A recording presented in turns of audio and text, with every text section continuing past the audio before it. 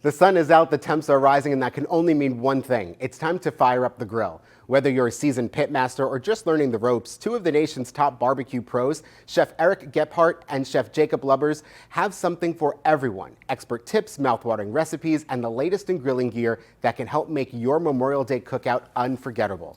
Hi guys, welcome to the show. Hey there, and happy grilling season. Chef Eric here with my good friend Jacob Lubbers. We're standing next to two of the hottest grills this summer. I want to introduce you to the Kamado Joe Connected Joe. All right, we're cooking with natural lump charcoal, not gas, which adds no flavor, and not pellets, which can't get up to that high temperature. We're talking an artisan product where your fuel source is your secret ingredient, really. Absolutely. Yeah. Chef, talk us through the digital aspect of these grills. Yeah, the digital aspect, I know the Kamado Joe does it well, and this Masterbuilt as well, just makes that, some people get intimidated by some of those more traditional charcoal grills. We're making it easy here. So easy to light, then once we have it lit, we can go any temperature we want, low to slow. We just dial it in. You can use the phone app. You don't have to worry about it. Walk around, go about your day, and you know your grill's doing what it needs to be doing.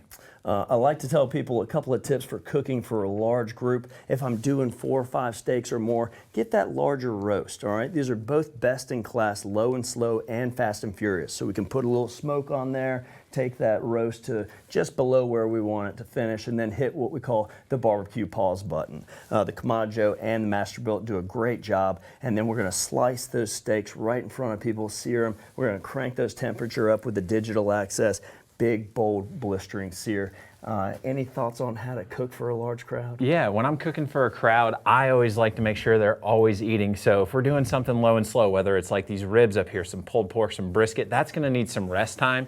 So we've already got the charcoal lit. Well, let's take it up to those high temperatures and get some appetizers going, some steak bites, wings, smoked cream cheese, get everybody eating, get them warmed up for what's gonna be the main show.